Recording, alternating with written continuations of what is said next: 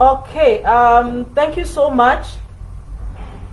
We are live on Facebook. Those that can be able to follow us, sorry, I was not able to tag Global Radio, but you can be able to search us on Ann Karambu Mwangi. You can be able to watch us live there on Facebook. And of course, even later, we will be able to see what we are discussing. So today we will be talking about the topic on addiction. Remember, these are 12 steps on conquering chemical dependency, on Christ-centered 12 steps.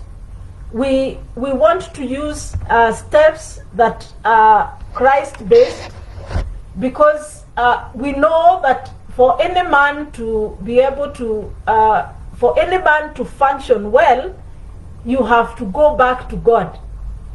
It is only when we find God that we are able to become who He had created us to become. And even in our challenges and the hardships that we face, because remember, chemical dependency or any form of addiction, what it does is that it takes someone's self-worth. It takes out your worth, such that you are not able to become yourself anymore, but now that the chemical substance or the addiction becomes the one that is controlling the life of that person. You become now, you don't have the power to be able to become who you are supposed to become. So the first point we said that the first one, it is accepting our powerlessness, and that say accepting that our lives has become unmanageable. So the first step we said is admitting my powerlessness, admitting that I am powerless against these chemical substances. Then the moment I have admitted that, we start to ask ourselves, the first lesson was saying, where did this begin? Where did I find myself? At what point did I even take my first drug? Where did I begin with this journey? Of course, for some, the journey began in high school. For others, it was peer pressure. For some, it was just an experiment. I wanted to belong. Others, it is fitting in. I wanted to become like everybody else. So that is the journey we tried to get last time. And we said that at the start, there is nobody who in their lives is imagining that they will become drug addicts. At the point somebody is starting to use drugs, the plan is not to become an addict. But because these are chemical substances that when they react with our bodies, they have effects. And that is what we call addiction. There is that effect that it has with the chemicals in our brain. That's why we find ourselves becoming addicted to the drug. So what happens when I begin? Of course, when I am beginning, it looks good, it looks cool. I am able to manage my life. It is work. I am able to go to work comfortably. I will not have issues in school. If I am in school, I will be able to live my life normally. But as we go down, we remember there is a curve we did that was looking like a glass, up all the way down and up. Then we were able to reach at the point where we were able to explain the rock bottom, where I have lost everything. I have lost control completely. I don't know how to be able to live my life anymore without being controlled by this drug. So today we are understanding the steps of addiction. And first we are starting by defining addiction. So we are saying that addiction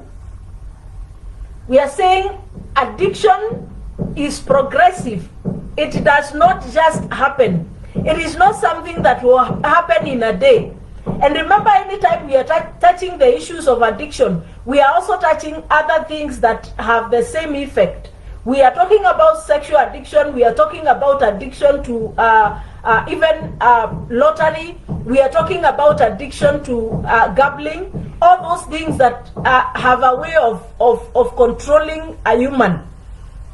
So we are saying that addiction, it is when your body has reached a level that you are not able to control the use of that particular substance anymore.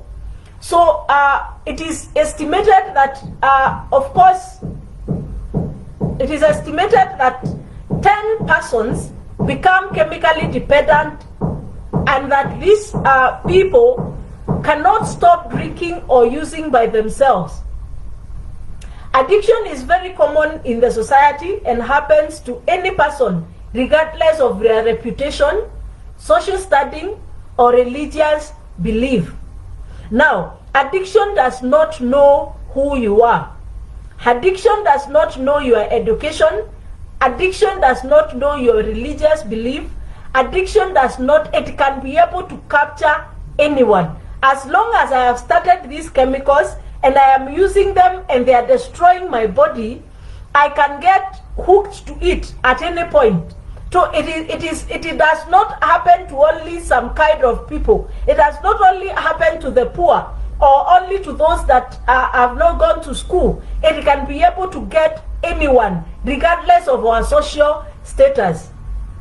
So of course, the moment now I have been addicted, what happens is that I lose, the first thing that happens is that I lose control of my life. I completely lose touch of how I am supposed to manage my life. So we will go to the stages of addiction, and the first stage is the very first one when I am starting to use. That stage is called experimenting and learning. Stage one is called experimenting and learning. At this point, I am maybe just taking a glass, have a glass of wine, and of course it is good. It feels cool. It feels nothing. My life is in full control. I can be able to say I will not drink the whole week. I will only drink on Saturday.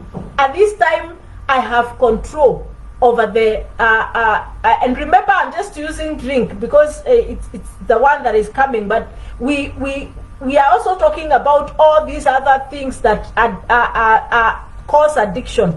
So at the point of experimenting, I have control. I am able to control my life, and this is where the deception comes, because at the level of experimenting and learning, it does not seem like my life is getting out of control at all.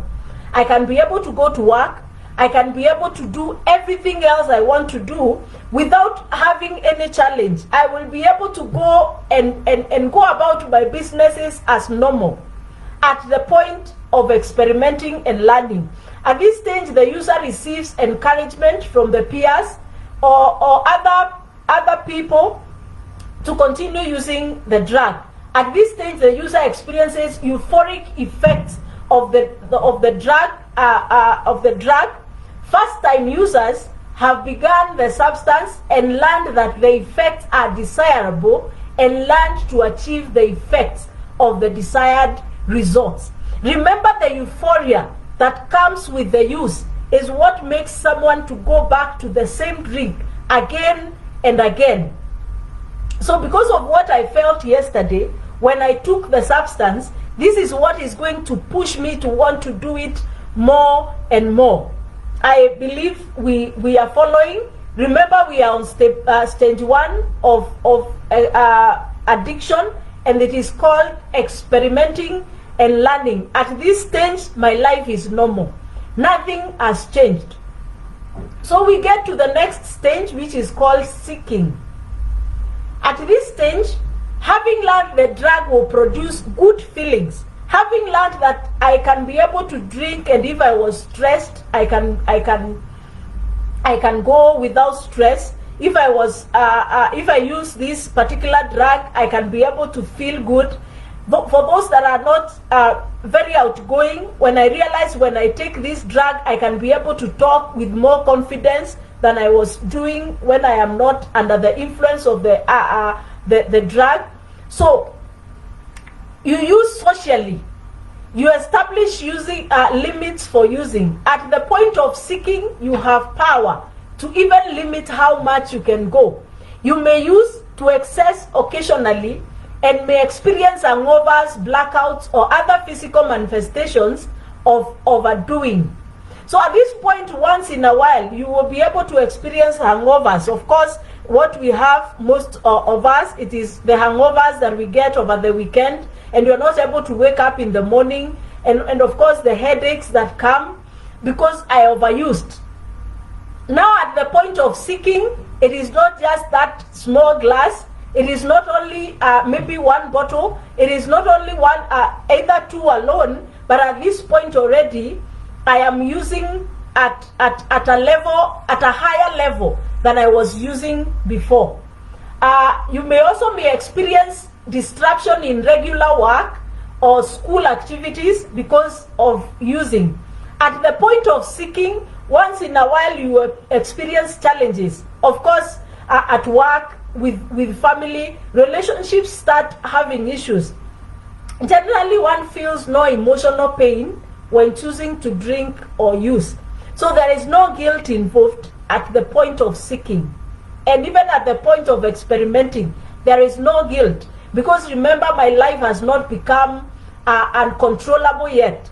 Then now we get to stage 3, which is called obsessing. Remember, the first one was experimenting and learning. The second one is seeking. Now I want to get the same feeling that I got the first time I started drinking. So I start seeking it slowly. So the third one is obsessing. Alcohol or other drugs become important. In this stage, the user becomes preoccupied with getting high. This is called distortion of attention. One begins to experience periodic loss of control over use. Breaks self-imposed rules about substance use established in stage 1 and 2. Loses sense of self-worth and instead begins to feel guilty and shame for behavior when high. Projects self-hatred unto others as using adversely affects health, emotional stability, relationships, and fellowship with God. Begins to justify, rationalize, or to minimize negative feelings about himself or herself. Of course, what I just read, the long one, is that now at this point, it is no longer using for the purpose of the high that I want to feel. It is now, it's like I am satisfying a need. Now the drug or the alcohol is already in my system, and it is no longer, I am not drinking because I want to drink. I am drinking because my body is demanding the drink. I hope we are getting this. That at this level, I am not the one drinking to satisfy myself, but the body already is so intoxicated with the drink or the drug that it is the body now asking for that particular drug so that it can be able to be normalized at the point of obsessing. And at this point, already, because I have started losing control of myself, I have started losing power, the personal power to be able to resist the drug. What happens is that I start feeling feelings of being unworthy. I start feeling that I am not worthy. The self-esteem is affected. I start feeling low about myself. Of course, immediately this happens, this person starts projecting those self-hatred. Remember, the moment we have lost our self-worth, we start feeling self-hate. What happens with self-hate is that anytime we hate ourselves, we will project that hatred to the people around us. The people who start getting affected most are workmates, are family members, and people closest to us. They will be the first one to face our hatred, our self-hatred, or that feeling of self-rejection. That you project it to other people. What we mean by projection is that the feelings I have within myself, I push them. If it is hate, I hate myself, so I hate other people. If it is abuse, I feel like I want to abuse myself, so I end up abusing other people. But in the actual sense, I am the one who is abusing myself. And that's why I said last time when we were handling the first step of where it all began, I said that it is very important not to be over obsessed by the actions of an addict, because this person is already now sick. They are already out of control. The things they are doing, they are not in control of what they are doing. And what happens when we become over obsessed by the things they do is that we also become sick. Because remember, this person is projecting all the pain they are feeling within to us that are around them. So when we become too preoccupied with everything this person is doing, what is going to be happen? It is us that will be affected most. I believe we are together on that. The next stage is consuming.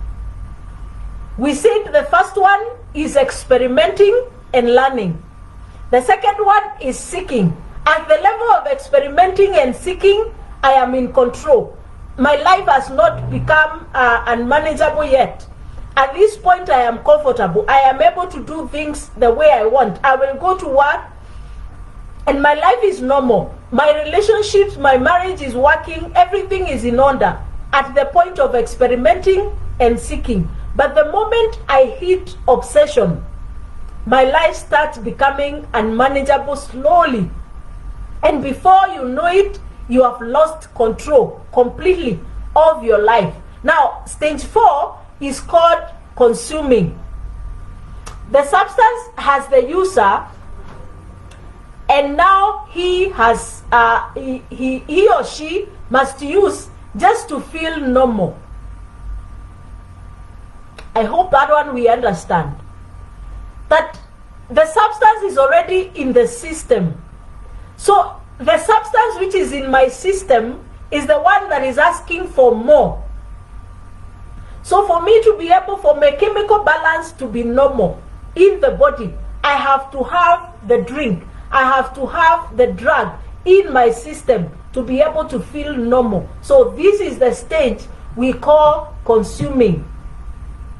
The person believes that other people and circumstances are the root cause of his or her problem.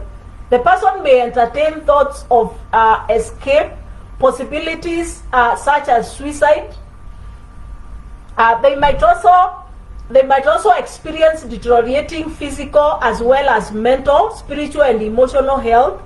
Feelings of guilt, shame, remorse, anxiety and paranoid are also present.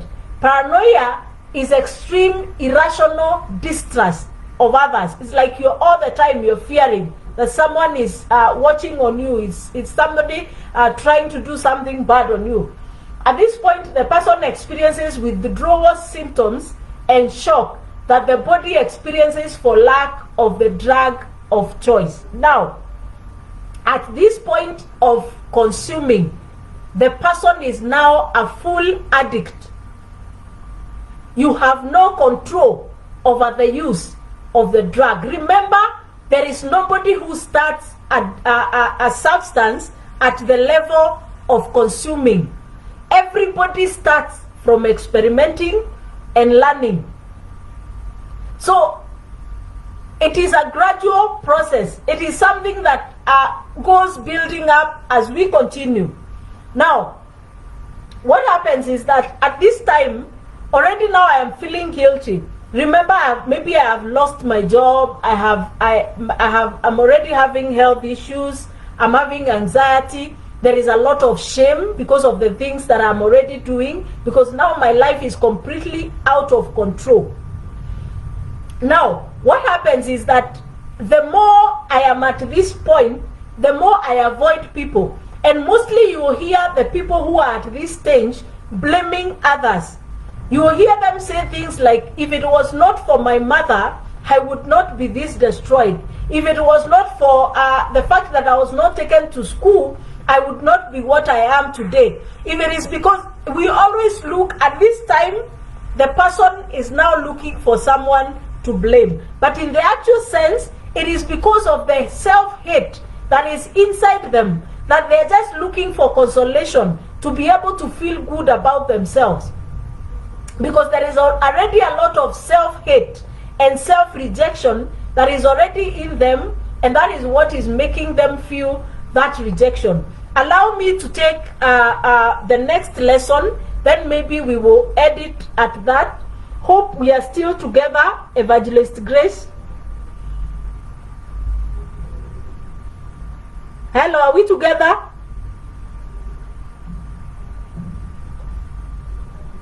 Yeah, you can hear me clearly.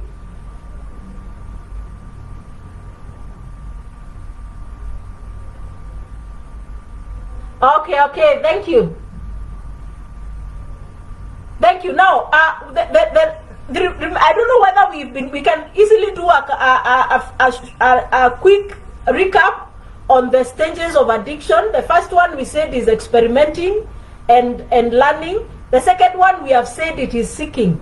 Those two, at that point still, my life is normal. I am okay. And in fact, at this time, even when you tell the person that this drinking is affecting your life, they will tell you, by the way, my life is okay. I don't have a problem. They even might start telling you that you're the one who has the problem. But now when we get to stage 3 and 4, which is obsessing and consuming, the person is completely lost into the drink. And we said at consuming, already the person will be experiencing withdrawal syndrome. What we call withdrawal syndromes, it is the way the body reacts when the substance is not given. When somebody is already an addict and they don't get that substance, the drug of choice, they will experience withdrawal syndromes that at times are normally, some of them are even fatal. So it is good to also understand them. So if the person lacks the drug of choice, they will experience what we call the withdrawal syndromes. Now we can get to lesson 3, which is powerlessness.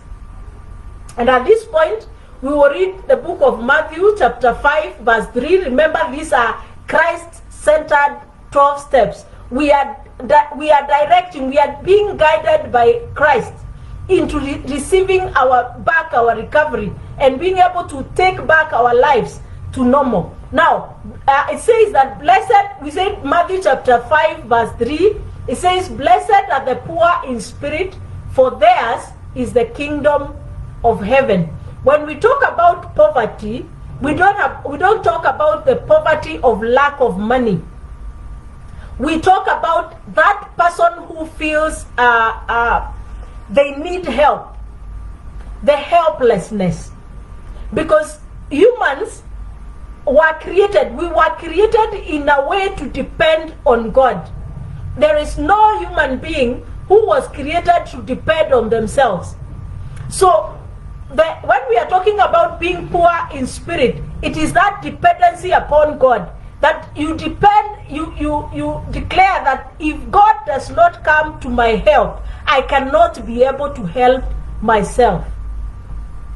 So this is what we are talking about, of course, in that verse, that theirs is the kingdom of heaven. So when we reach at this point where we say that now this substance has become so powerful, more than me, I cannot be able to control it. I require a higher force, something else that can be able to help me get out of this addiction. So of course the key concept in this lesson is that drug use makes me feel powerless and in control, while it makes me powerless. It makes me feel powerful and in control, while at the same time I feel powerless. That is a paradox. I am feeling powerful and in control, but at the same time I am powerless. Let me maybe explain what happens. I don't know whether you've seen somebody who is who is in a state of addiction or is an alcoholic, at that point the person feels very strong and very powerful. In fact, they come like here, they come singing very nice songs, and they're feeling in control. And they, at times when they arrive home, the first thing they're asking is, who is the owner of this house? I am feeling so in control. But in the actual sense, that particular drug has already made me powerless. I have no power over it.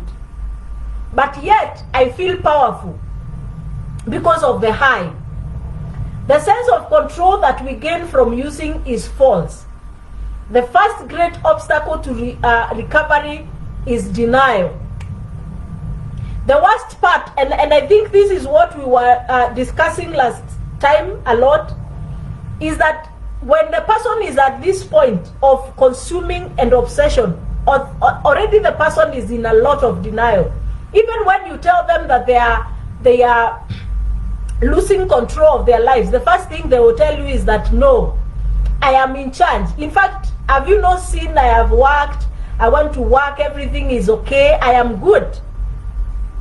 I have kept my job all these years, although I have drunk for 30 years. You see, those are the things that somebody will talk about, but that is what we call denial. Denial is simply denying or refusing to accept a present condition. And because, remember, denial in psychology is a defense mechanism. So there is this thing that is really overpowering me, and I feel very, I feel so bad about myself. So the best thing I can do is just deny that that thing is happening. And by just that refusal that this thing is happening in my life, I feel good about myself. At least I feel good, although I know all is not well. Two types of addicts exist. Some addicts know they are powerless over chemicals, but cannot stop drinking or using. There is that group that know that already I am into addiction. There is the other cannot yet see the powerlessness.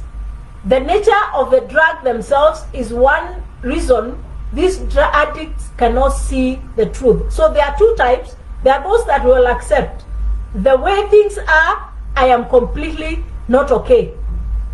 And there is this other one who, although they are looking powerless, although they are looking, their life is completely unmanageable, they still don't believe there is a problem in their life.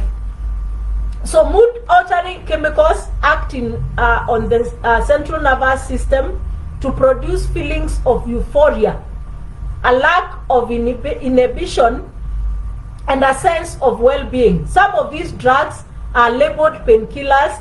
They not only deaden physical pain, but also emotional pain. More often, a person suffering from addiction is also suffering from form of emotional pain, this is a point that is very important. Most of the people that are in addiction have other underlying issues. There are other issues that they was trying to treat with the drug, and no wonder they got addicted. In the process of trying to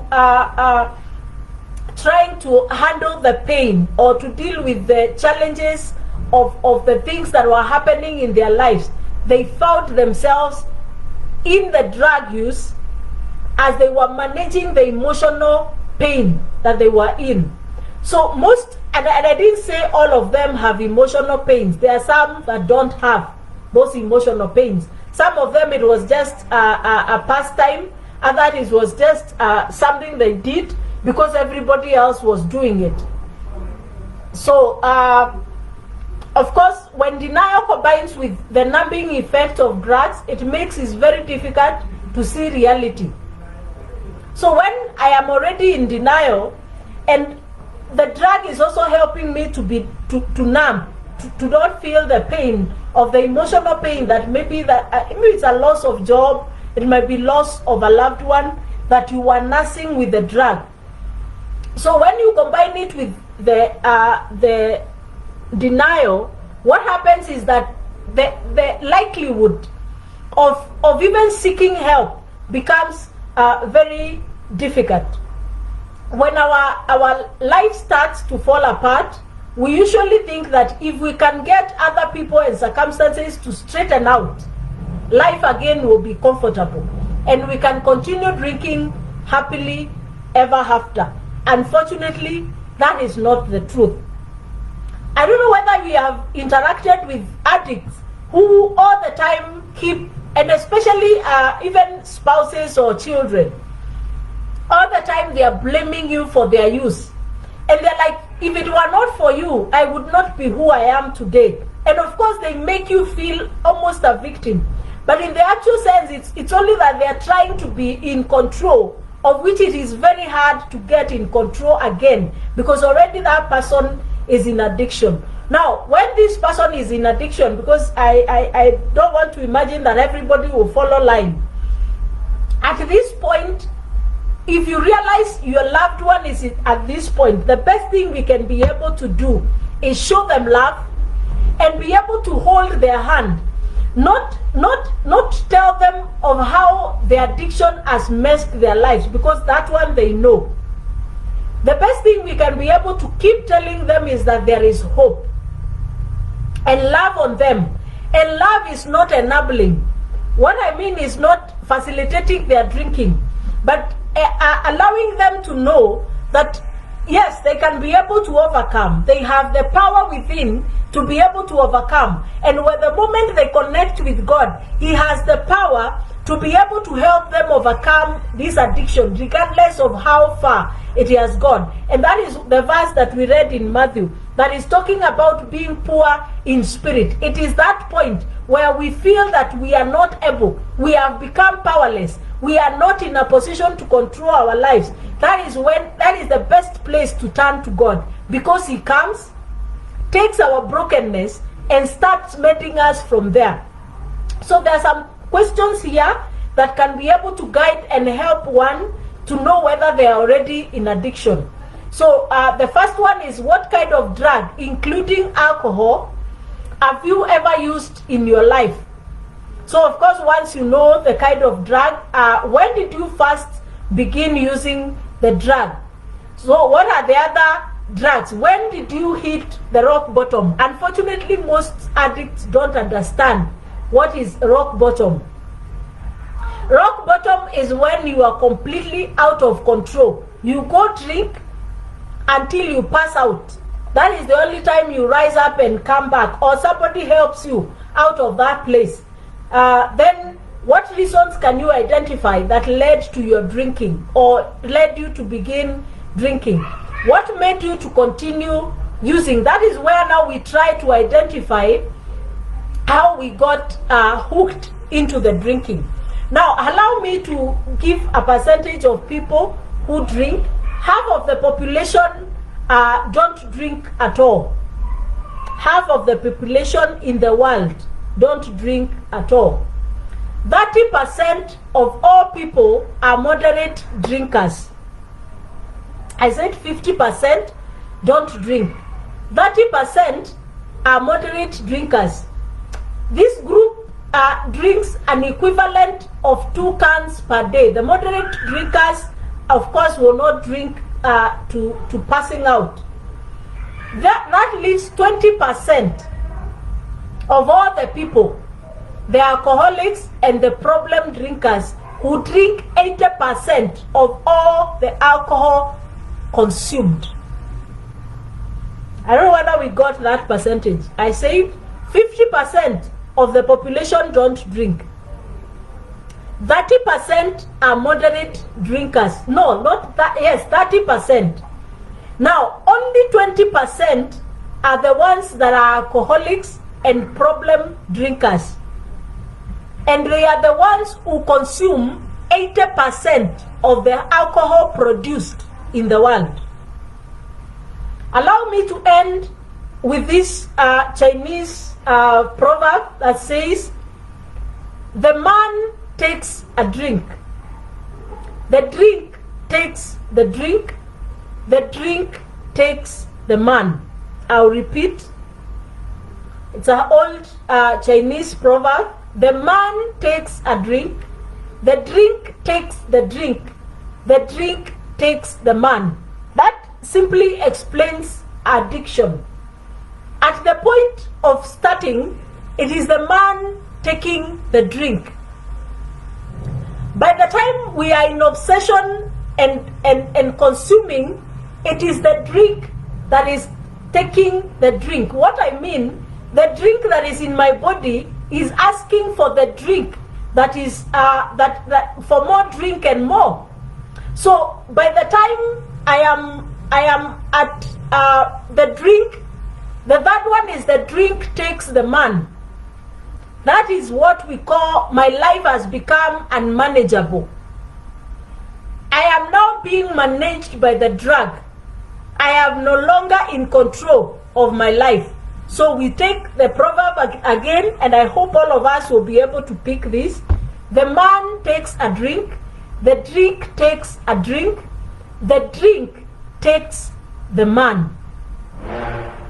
When the person is at this level where the drink has taken up the man, what we mean is that the self-worth of that person has already been taken away. They are already feeling worthless. They are already feeling out of control. They cannot be able to manage themselves. Allow us to have a pause to that. Our next lesson, next time we will understand lesson 4 that talks about unmanageability. How can we be able to understand the aspect of how our lives becomes unmanageable because of the drug use? I believe we will be able to help our loved ones. Those of us that are listening and maybe they are just at the level of experimenting, it is good to know and look at the whole trajectory to the furthest that we will go, and to understand that you may not be in control forever. It is good to understand that people are not in control forever, and especially if you got into addiction because of an emotional pain. If it is an emotional pain that pushed you into addiction, the likelihood to be in control is normally very hard. Because the more pain you get, the more drink you require to manage that pain. This is not to mean that those who do not drink because of emotional pain are safe. Because remember, addiction comes because of the chemical reactions that happen in our brain. The way our brain reacts with the chemical substances is what determines whether I will become an addict or not. So have a blessed time. God bless you so much.